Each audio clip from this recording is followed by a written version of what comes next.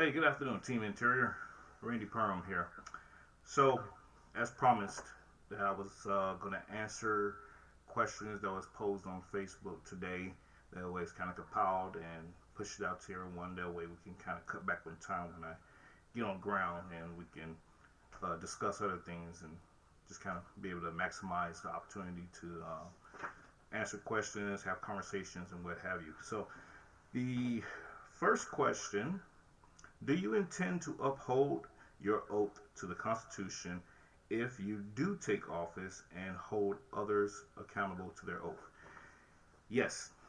So, in case you didn't know, I've done 22 years in the Army and enlisted, and then re-enlisted a total of 4 times. So I am a fervent believer of upholding your oath of office and Constitution, especially if you're swearing to uphold and defend the Constitution. I think you should know what it is and what you're supporting. And outside of the military, I served in elected office through the VFW on multiple occasions. So, and as an officer in the VFW, the Veterans of Foreign Wars, I administered the oath of office to other comrades.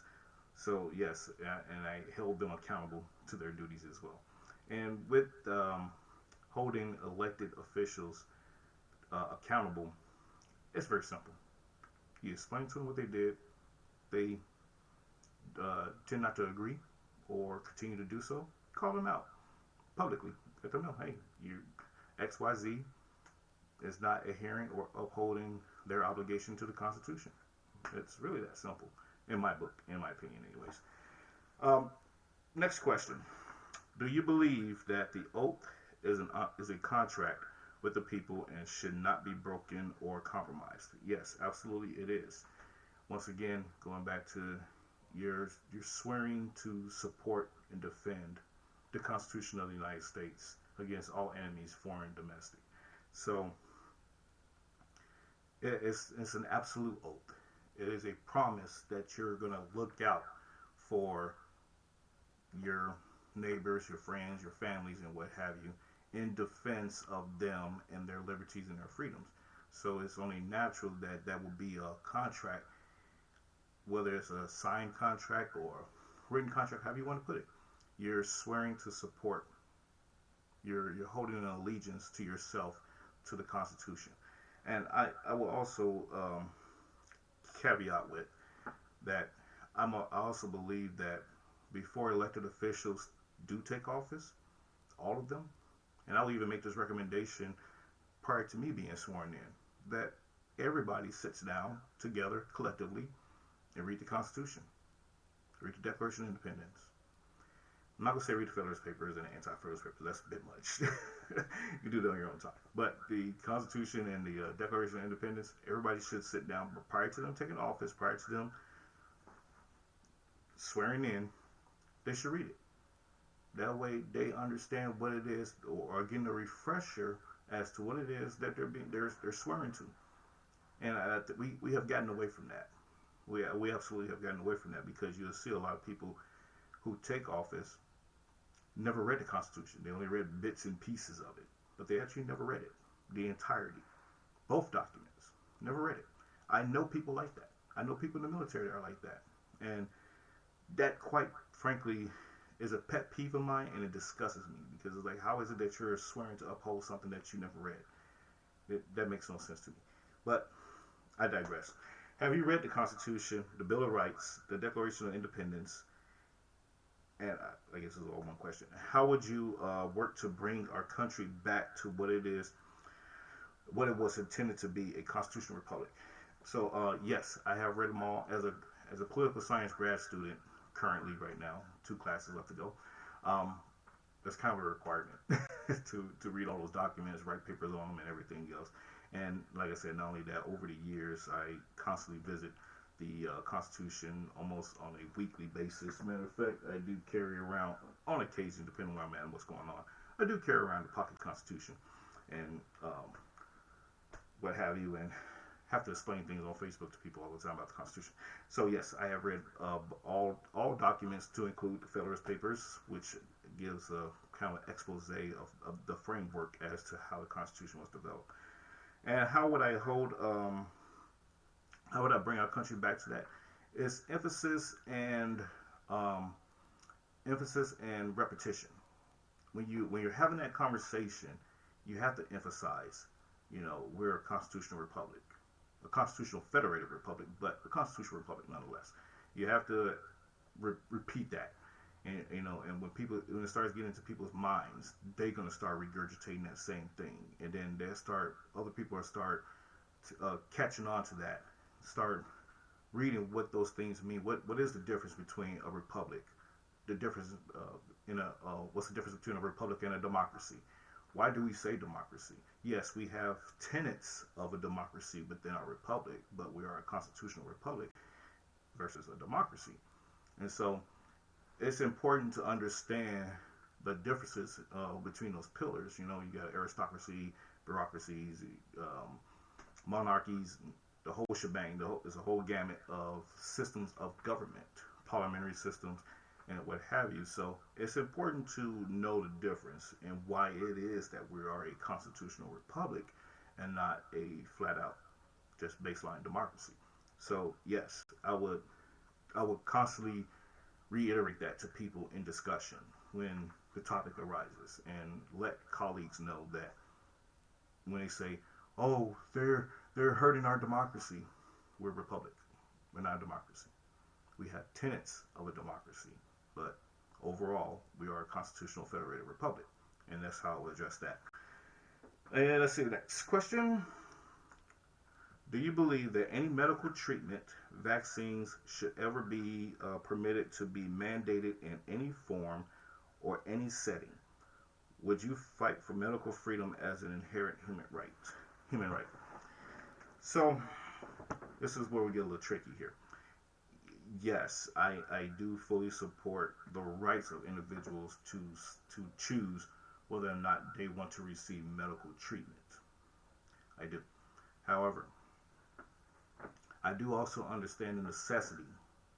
I'm not saying I fully support it, but I understand the necessity of having rules and regulations for the general public safety to enforce, certain vaccines, certain medical treatments, and what have you, for the general good of the population. I do understand that. Now, as it comes to this particular COVID vaccine, I am very much not on the fence with that because it is still under emergency authorization use. It is still an experimental drug. And so therefore, even if the FDA does rush this through, it's just to appease the crowd and appease administrations and appease people that are paying them to get it done. I would still be a skeptic of the vaccine because of what we do know currently with it, and that is there are breakthrough cases. Not saying that all vaccines are 100%, but there are breakthrough cases, and what is starting to show is that with this current vaccine, there are many people that are getting other ailments because of the vaccine alone. And with this vaccine, particularly in the summertime, it is quite rare to catch a respiratory infection of the COVID family type in the summertime, and it's pretty much occurring with those that have been vaccinated, spreading to those that are unvaccinated. So all these reports are starting to come out now. So I know that was a long, drawn-out answer to that, but overall, yes, I do believe that people should have the inherent right to medical freedom. Now, this also goes back to understanding that when you are electing to have medical freedom, you're also placing yourself in a predicament to not get medical help when available. So it's one of those choices that we make in life. We want freedom, but we also want the benefit of getting help and benefits and everything else because we choose to have freedom. So it's a give or take relationship, and yeah. And yes, I would fight and support other people's rights to medical freedom. I would, because once again, that should be an inherent individual choice. not something mandated necessarily. Outside of public safety, why did you choose Alaska? I love this question. To represent. You have lived in various places and did not live here very long. So, getting cotton out here.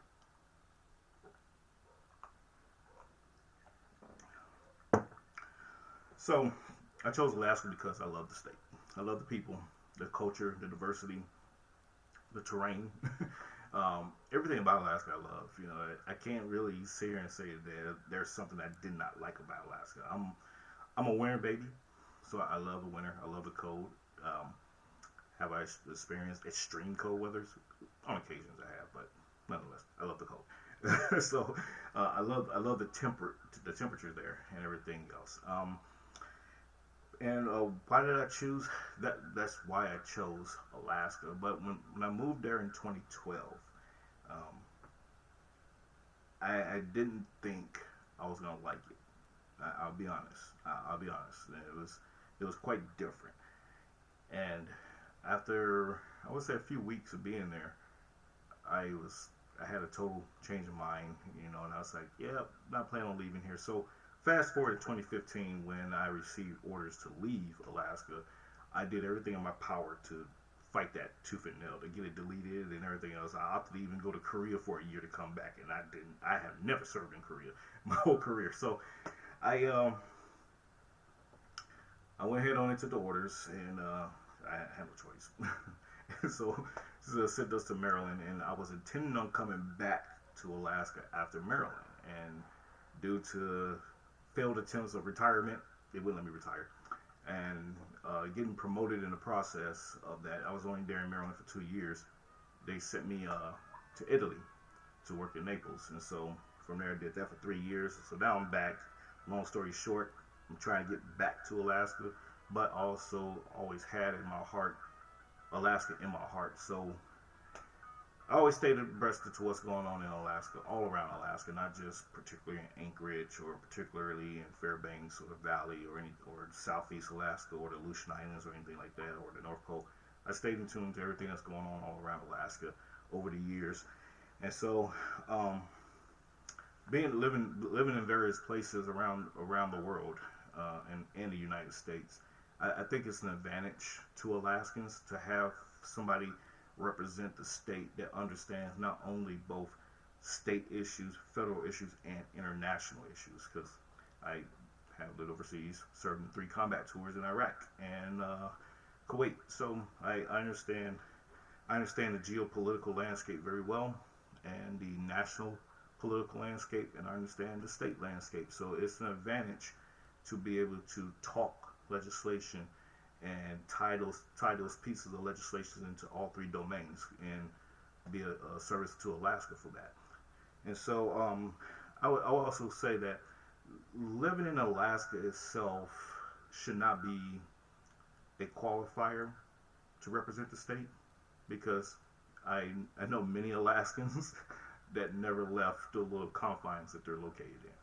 They may have went somewhere around the state, for vacation or something, or what have you.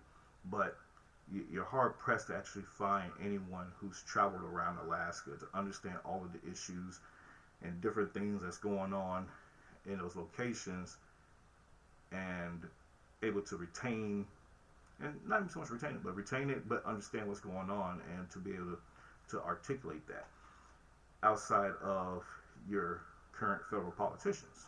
Now, your everyday person like myself that's running for office, coming out of Anchorage, coming out of Fairbanks, coming out of Wasilla, or wherever, Seward even, they're not going to know all the things that are going on all around the state. No matter how long you live there. You could have been born and raised there and lived there 99 years. You're still not going to know everything. So, once again, being in the state, living in the state your whole life type of thing, being from Alaska, it should not be a qualifier, because at the end of the day, I can have discussions, I have had discussions about things going on in the state, and people had no clue what I was talking about. So, there's that. Well, ladies and gentlemen, I hope I answered your questions satisfactorily. And I look forward to meeting with everyone next week up in Fairbanks and in the surrounding areas. I also plan to visit not Elmendorf, Eielson Air Force Base and Wainwright as well. So, um, yeah, thank you for the questions, and I look forward to seeing you all soon. Take it easy. God bless you all. Be safe, and catch you all later.